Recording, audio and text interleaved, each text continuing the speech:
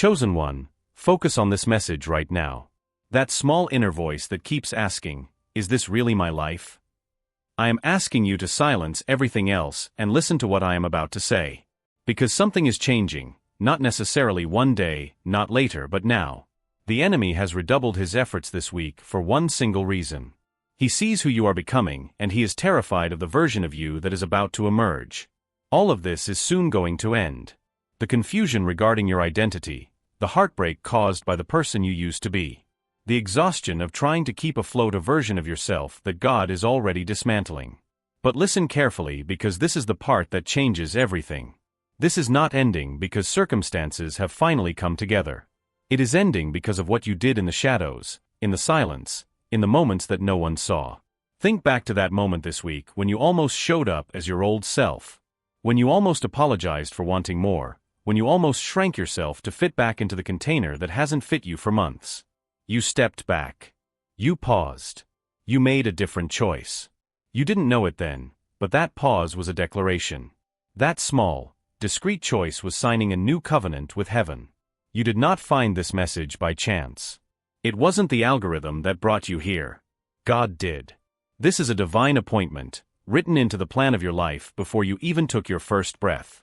You are standing at the threshold of a crossing, and what lies on the other side will give meaning to everything you have lived through. Stay until the very last second of this message, because in the next few minutes, I am going to show you the exact portrait of who you are becoming, so that you can stop mourning the person you are leaving behind. I am going to guide you through the divine reconstruction that has already occurred within you without your permission and without you being aware of it. And finally, I am going to hand you the decree that seals your new identity and definitively closes the door on the old one. Do not leave this page. Your future self is not asking you to stay. Your future self is begging you. Because if you leave now, you are walking away from the mirror that finally shows you the truth. I know what the last 72 hours have represented. The atmosphere was strange. Not heavy strictly speaking, but unstable, like standing in a room where all the furniture has been moved by 5 centimeters, and where nothing seems abnormal, but nothing seems normal either. Perhaps you caught a glimpse of yourself in a mirror this week, and for a brief second, you didn't recognize the person staring back at you, not because you look different, but because something behind your eyes is changed. Or perhaps you were in conversation with someone you've known for years and you felt it. That silence between who they think you are and who you are actually becoming. You smiled and nodded, but something in you was already elsewhere, already further ahead, already gone. You feel between two worlds, neither the person you were a year ago, nor quite the one you feel yourself becoming, suspended in the middle of a transformation so deep and so total that you cannot explain it to anyone around you, because you do not yet have the words to describe it. And in this in-between, the enemy whispers a very specific lie. He tells you that the restlessness you feel is instability. He points out your inconsistency over the last few months, the days when you fell back into old habits, the nights when you entertained old thoughts, the moments when you almost became who you were again.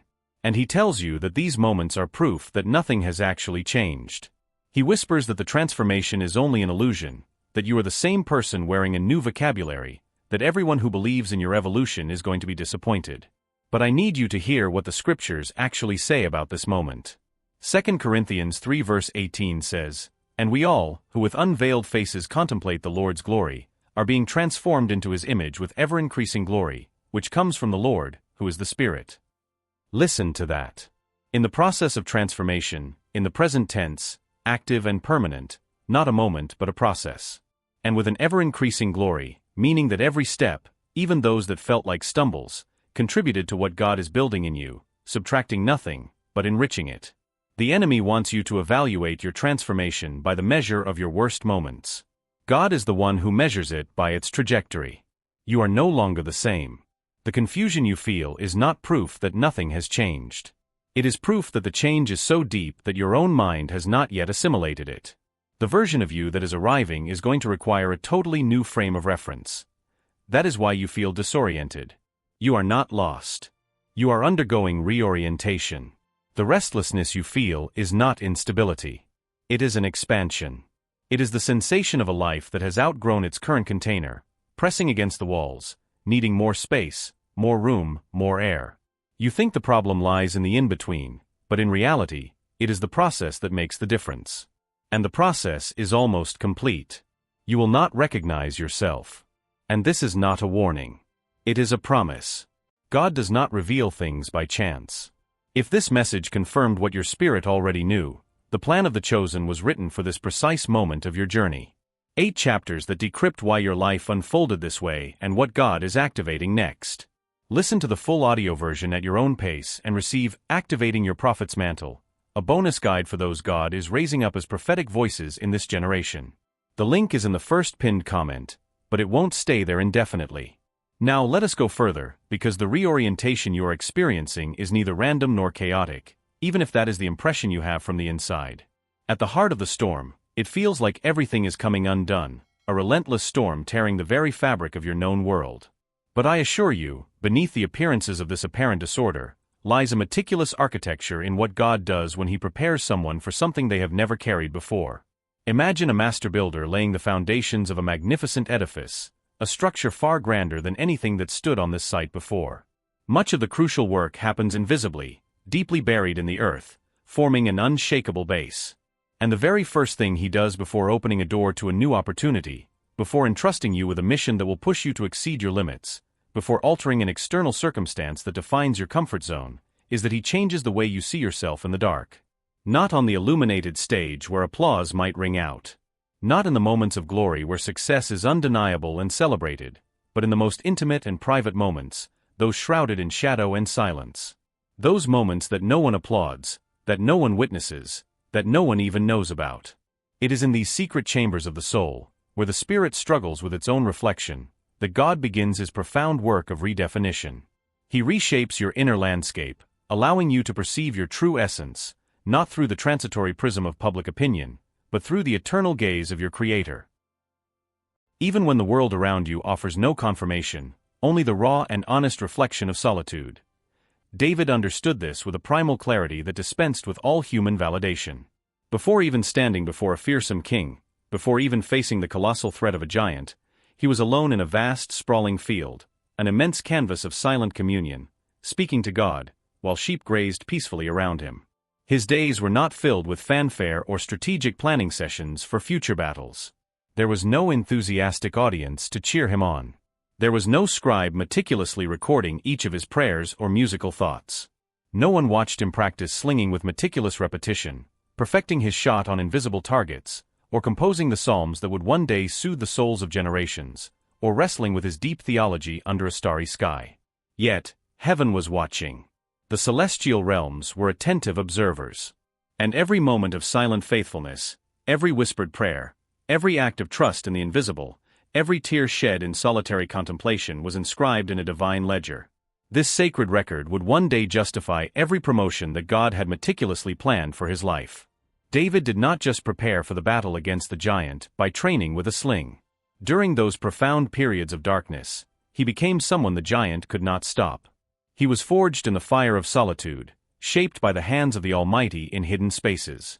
And this becoming, this profound and irreversible transformation of character and spirit, did not happen in a grand spectacle, but in the darkness, in the daily, the ordinary, in the often overlooked but absolutely essential music between the moments of life.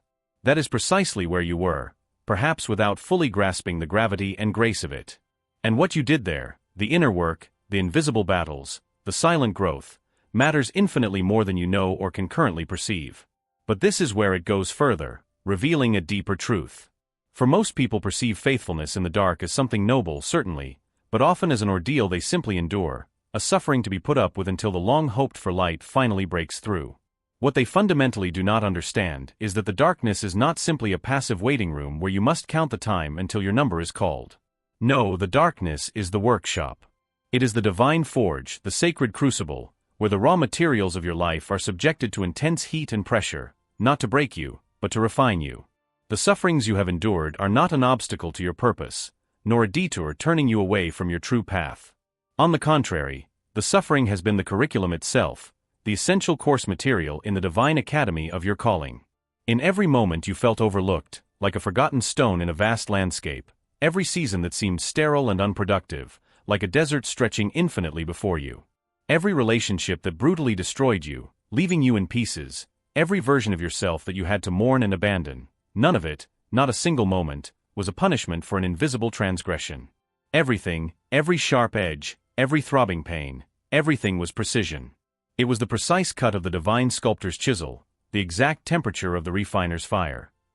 God does not needlessly inflict suffering on people He is not preparing for something truly important. He only allows the fire to rage and consume in the lives of those in whom He has deep confidence regarding what will emerge from it. Purified gold, tempered steel, unshakable character. He entrusts you with this transformation, knowing you have the capacity to carry the weight and the glory of what emerges from the depths of the crucible. And this complex understanding of suffering as a curriculum leads us to something most people spend years, even decades, instinctively avoiding, actively resisting the deep introspection it demands. You are mourning the wrong thing, my dear.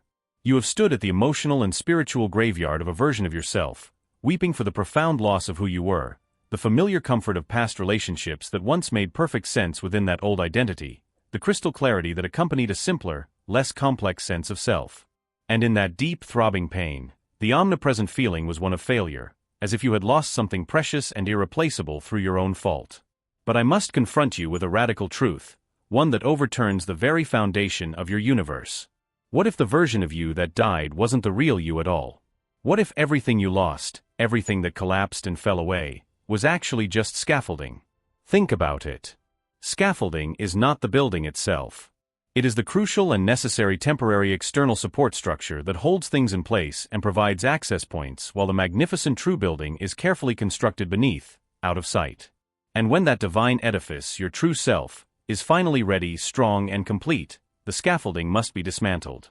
Not because it failed in its purpose. On the contrary, it comes down precisely because it accomplished its mission with impeccable success. The relationships that crumbled gracefully or sometimes brutally, leaving voids in their wake. The ambitions that once burned with a mysterious flame only to dissolve into nothingness. Those certainties that once seemed unshakable, crumbled to dust. All of them were scaffolding. They were never designed or intended to be permanent elements of the grand design of your life. They were temporary structures, skillfully engineered by God, used to hold you together and provide a framework while He meticulously built the real thing, the authentic and indestructible being you were underneath. And now, precisely now, the scaffolding is being taken down. This is not a sign of collapse, but the sound of a trumpet announcing completion. It falls away because the true structure beneath, the person God has fashioned in you, is finally strong enough to radiate on its own, unveiled and magnificent. Therefore, with the deepest spiritual empathy, I implore you to stop mourning the scaffolding. Celebrate its completion and the enduring masterpiece it helped bring forth. Now that you truly understand this profound truth, that the losses were necessary removals of temporary structures to reveal something eternal, you are ready for this next layer of revelation. I urge you to stay with me and engage fully, because what I am about to share constitutes the foundational layer underlying everything we have discussed so far. It is the hidden truth, often obscured, the one that most people never truly reach, forever orbiting its periphery without ever landing. There is a pervasive lie that lives far deeper than the superficial whispers the enemy might use to condemn your perceived inconsistency. It is deeper than the insidious lie about your intrinsic worth, deeper even than anxieties about your divine timing. It is a lie so deeply embedded in your spiritual identity that it is no longer even perceived as a falsehood by your conscious mind. Instead, it feels like deep humility. To a discerning ear, it sounds like impeccable wisdom. It presents itself with compelling conviction as spiritual discernment, a sacred posture. But it is none of these things. The lie, in its chilling simplicity, is this. Since childhood, you may have been conditioned to believe that wanting more from life, from God, from yourself, is a subtle form of ingratitude, a spiritual offense. That the desire for a richer life, a deeper and more meaningful purpose, a greater impact on the world, is somehow prideful, a dangerous aspiration. You were told, implicitly or explicitly, that the holiest and most spiritual response to difficulty, limitation, and challenge is to make peace with your smallness. And so, every time that sacred hunger inside you woke up, that undeniable spiritual longing to create, to lead, to speak with authority, to build something impactful, to express yourself and be more fully who you are in the world, you instinctively pushed it back down.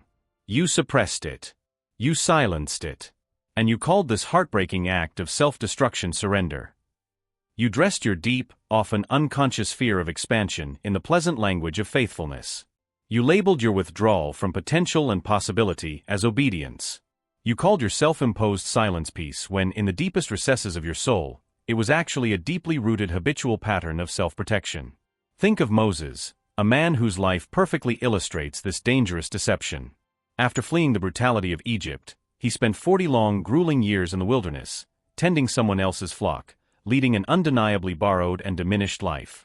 He had convinced himself, over those decades of relentless effort, that his moment, the passionate calling of his youth, had irrevocably passed him by. The intense thirst he once had to free his people from slavery, to lead them to a promised land, he buried deep under the monotonous weight of the ordinary. He laboriously resigned himself to smallness, building a life of comfortable, albeit unfulfilling routine.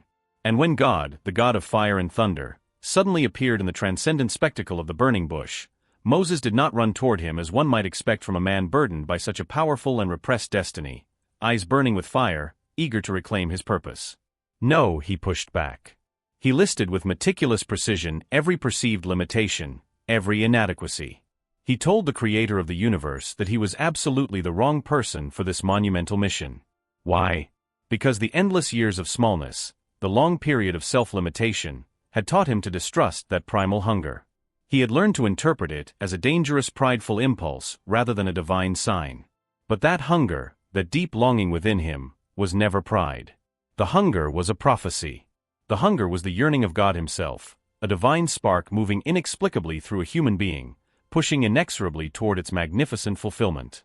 Your thirst, my love, is not pride. Your hunger is a prophecy. And this profound shift in perspective, this reframing of an inner truth, is one of the most important things you will hear today. A revelation that can reorient your entire spiritual compass.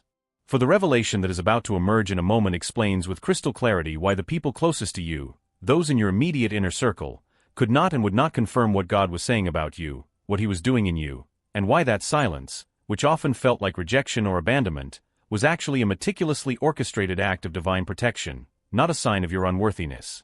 But first and foremost, this fundamental truth must truly anchor itself, rooting deeply in the foundations of your spirit. The hunger you suppressed. The deep, unfulfilled longing, whether for profound and visceral healing, for a clear and undeniable purpose, for a love that truly sees and embraces your true nature, or for the large and vibrant life you kept sketching in your mind only to meticulously erase it, fearing its boldness. This hunger was never a distraction from the will of God. From its conception, it was a direct and undeniable directive from God himself. He carefully placed it in you like a sacred seed in fertile soil. He tends it with divine care, like a celestial gardener nurturing a precious flower. He uses it, this insistent inner desire, to pull you forward, to propel you toward uncharted territories when absolutely nothing else will suffice. And from the moment you stop viewing your own deepest hunger as suspicious, as a carnal impulse to be mastered, you will finally stop fighting the very force, the divine current designed by the Almighty to carry you with power and determination toward your next stage of destiny. Now let us explore an equally crucial aspect that most people do not understand: the bewildering silence of those closest to them, the perceived lack of recognition from those whose opinions they value most. When God prepares someone for a specific, often revolutionary mission, he frequently and deliberately withholds clear confirmation from those in their immediate inner circle. This is not done to cause pain, and it is neither an oversight nor a cosmic error. Rather, it is a profound act of divine protection, a safeguarding of your natural calling. Think about it. If the people around you had fully seen and enthusiastically confirmed what God was diligently building in you too soon, before your spiritual roots had deepened, you would most likely have inadvertently built your nascent identity and sense of purpose around their approval, around their transitory validation, instead of leaning on the intrinsic and unshakable authority of the mission itself. You would have subconsciously needed their continuous validation, their constant affirmation to keep moving forward. And tragically, at the very first sign of their inevitable doubt, their skepticism, or their lack of understanding, you would have likely stopped, abandoning the very path that God had designed for you. God deliberately sealed your calling from the eyes of certain humans. As if placing a protective veil over a sacred object, he guarded it, concealing it from premature exposure. He allowed you to carry it alone, often through seasons where it felt like pure illusion, a whisper of madness in a world demanding tangible proof. He did this because he was diligently building something profoundly deep within you. An inner knowing, an unshakable conviction that external confirmation cannot give and that external rejection can in no way take away.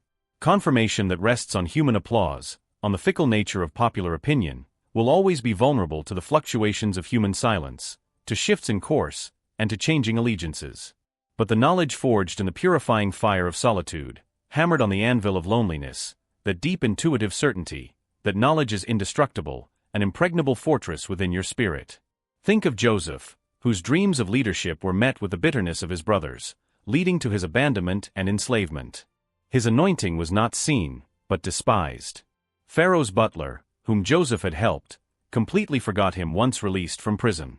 The very ones who should have spoken up, who should have defended him, remained conspicuously silent, their silence echoing the weight of his solitary journey. But none of these silences, none of these acts of betrayal or forgetting, delayed what God had meticulously written in the scroll of his destiny. On the contrary, each of them was an integral part of it. Silence was not the absence of God's blessing. Silence was paradoxically its very form, shaping and protecting him for the appointed time. And this profound truth brings us to the real turning point, to the crucial understanding, the one that possesses the power to completely change your interpretation of every season that preceded this one, every trial, every moment of perceived stagnation. You have instinctively measured your spiritual progress by momentum, by the outward appearance of things, by how you feel in your emotional landscape, by your ability to constantly feel clarity and confidence and tangible forward movement. And on the days when that sense of momentum inexplicably vanishes, the days when the spiritual atmosphere feels incredibly heavy, a suffocating blanket stifling your hope, where prayer feels like talking to an impenetrable wall without receiving an echo, where your faith feels thin and mechanical, a mere ritual devoid of life. You have invariably interpreted this absence, this spiritual void, as distance, as God withdrawing from you, as conclusive proof that a profound element of your being has broken or that you have tragically failed to cross an invisible spiritual threshold, thereby losing your place.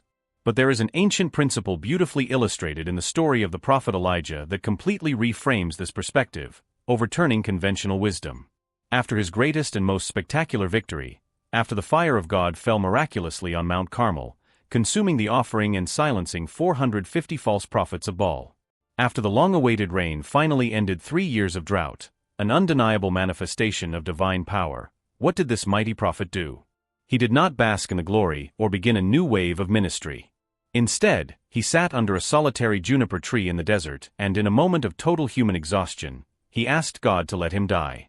He was not, understand this well, in sin. He was not in rebellion against the will of God. He was in deep spiritual exhaustion, a state of spiritual and emotional depletion after an immense expenditure of spiritual energy. And what did God do, in his infinite wisdom and compassion, in response to this cry of despair? He did not rebuke him for his lack of faith. He did not harshly remind him of his recent spectacular victories, using them as a tool of guilt. He spoke no words of correction or any defiant command to stand up and fight. Instead, he sent an angel. And the angel brought simple, nourishing bread and refreshing water. And with gentle authority he said, "Arise and eat, for the journey is too great for you." The silence in which you have stayed, the stillness you have felt, the profound absence of external momentum, it is not a withdrawal on God's part. It is not abandonment. It is, in its purest form, provision. God has meticulously given you the bread for the long road ahead, fortifying your inner being for what is to come. He has silently, sovereignly restored your strength, replenished your reserves for a journey he knows awaits you, a distance you do not even yet know you are about to travel. This stillness was not an absence of divine activity. It was a profoundly strategic preparation for a magnitude, a grandeur of purpose that awaits your arrival. It was the discreet and invisible revival of your spirit for the race you are divinely called to run. Stay with me. Come even closer. For what comes next is what breaks generational cycles, what shatters legacies. This truly sets you free from these patterns. And tragically, this is what most people endure for years, carrying the invisible weight without ever clearly naming it, without giving it a voice. There is a subtle and insidious pattern that nests in the ambiguous, often uncomfortable space between who you are now and who you are divinely becoming. What makes it so treacherous is that it does not present itself as rebellion. It does not look like overt disobedience to the clear will of God. On the contrary, it cleverly disguises itself. It looks like deep loyalty. It feels like deep and enduring love. It even appears responsible and benevolent, displaying a veneer of spiritual maturity. But I declare to you with divine authority, it is nothing of the sort. It is the insidious pattern of remaining deeply connected, intimately tied to what God has already unequivocally set you free from. And you do so not out of weakness, not out of a lack of courage, but paradoxically because you are faithful to a fault. Your ability to make covenants. Your natural inclination for unwavering loyalty has become a weapon against your own future. You continue to maintain with meticulous care relationships that heaven has already definitively closed, their cycle complete. You keep returning to conversations that no longer have a purpose. Cycles of dialogue that lead nowhere but back to the starting point. You constantly find yourself justifying yourself, offering excuses to people who simply are not part of your next step, whose understanding is no longer necessary for your progression. This is because, in the depths of your beautiful, loyal heart, the idea of leaving without a perfect and universally accepted explanation feels profoundly like abandonment. And so you often subconsciously prefer to delay your own destiny, sacrificing your divine trajectory, rather than letting anyone dear to you feel abandoned by you. This, I want to emphasize, is not a character flaw. This deep innate capacity for loyalty is actually one of the most beautiful and extraordinary things about your being, a radiant facet of your divine purpose. But in this particular season, this precious attribute is being used against your future, subtly undermining your momentum. This very capacity for deep and unwavering loyalty that makes you an extraordinary friend, a faithful partner, an unparalleled covenant keeper, is precisely what holds you back like an anchor to a forgotten port, to places and people that God left months or even years ago. And the reason this pattern is so incredibly difficult to name, to identify, and to dismantle is precisely because it does not feel like fear T feels with such powerful conviction like love. But I need you to hear this truth etched deep into your spirit. Setting yourself free is not a rejection. Outgrowing a period, a relationship, an identity is not a betrayal. Moving toward your divine purpose is not abandonment. The most loving, most responsible, most respectful thing you can do for the people you are called to leave in a previous season is to become everything God intended you to be. For the fullness of what you are becoming, the radiance you unveil, will eventually, inevitably, shine back toward those you fear leaving, inspiring them, lighting their path in a way your diminished presence never could. You are not blessing anyone. You are not truly serving anyone by shrinking your magnificent spirit into small spaces. You honor no one by staying out of misplaced loyalty in a season that God has already definitively ended. And when you choose to fully embody your destiny, your light shines so intensely that it casts a warm and welcoming glow on those you leave behind, showing them the way to their own liberation and their own growth. And this is where everything fundamentally changes. The ground beneath your feet shifts from sinking sand to solid rock. For too long, you have treated your destiny, your sacred calling, as something you must constantly try to earn, a prize to be won through relentless effort. You have approached your divine mission as if God were constantly watching your performance, meticulously evaluating your consistency, tirelessly accounting for your failures, and then deciding, based on your imperfect spiritual journey, whether you truly deserve what He has so generously promised.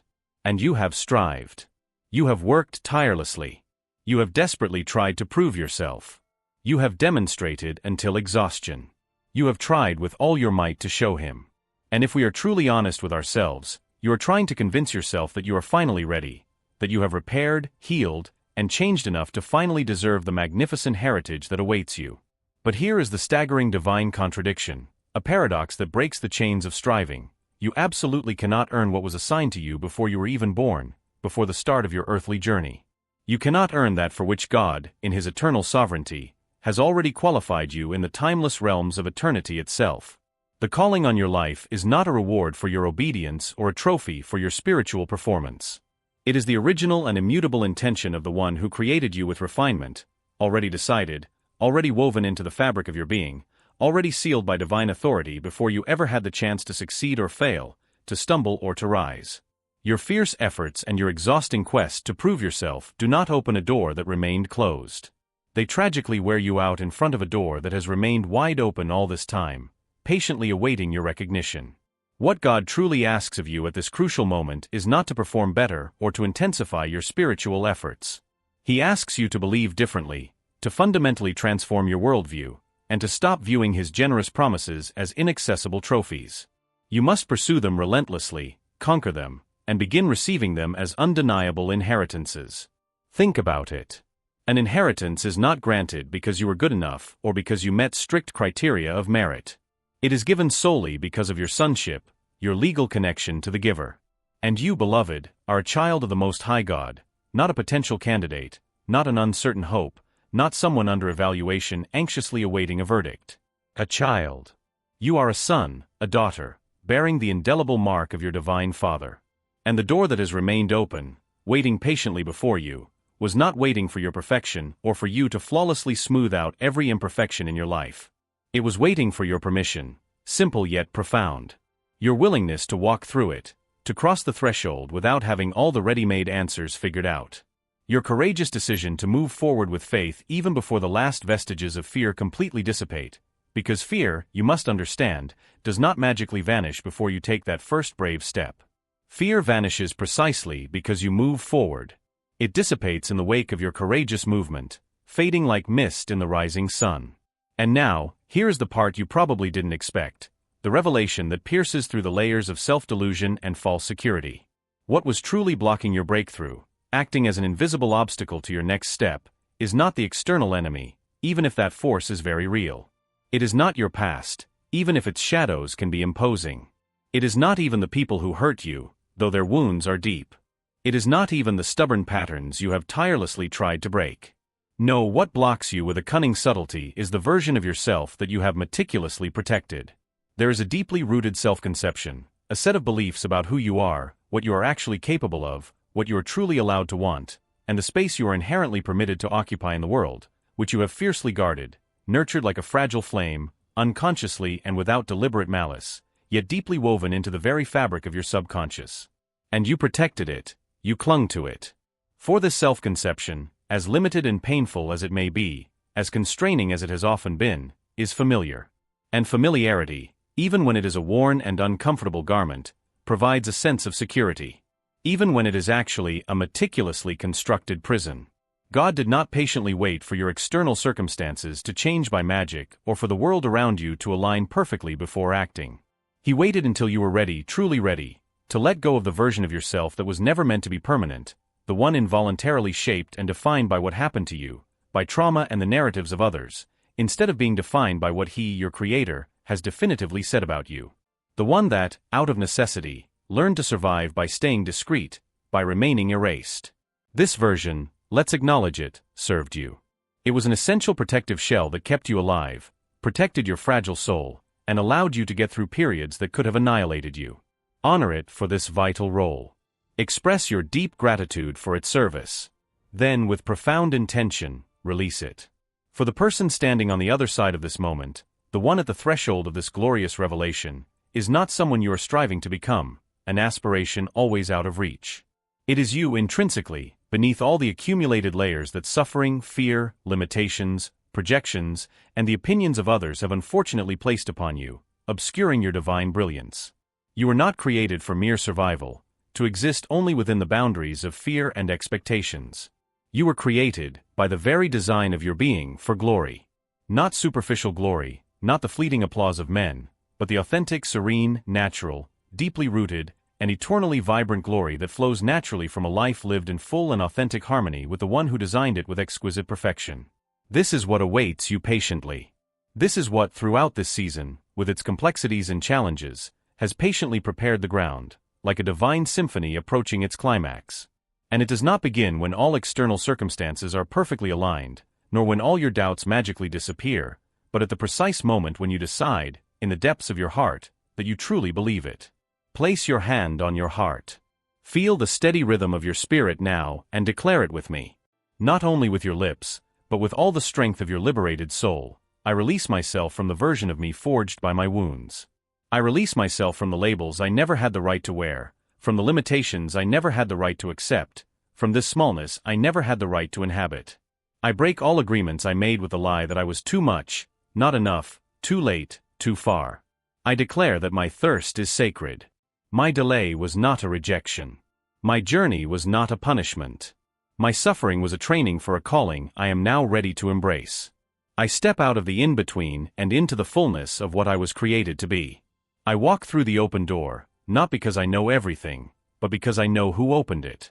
I trust the one who gave me a name before I even had a face. I receive my inheritance. I accept my identity. I move forward with the authority of a child of the Most High God. The old version has been honored and released. The new version begins today, not tomorrow, not when I feel ready. Today. This declaration was not a performance. It was a transaction. Something shifted in my spirit just now, and heaven recorded it. Do not go back on your decision. Do not leave this room to return to your small, familiar life. You just signed something eternal. If something is still burning within you after the end of this message, that flame is not the result of chance. It is a confirmation. And if you are ready to go deeper into the plan God has written for your life, the 8 divine patterns underlying your calling, your suffering, and your mission, the Chosen One's blueprint is linked in the first pinned comment below. It contains the complete audiobook so you can take this revelation with you, as well as a valuable bonus guide for those who feel a prophetic flame rising within them that they have not yet learned to release.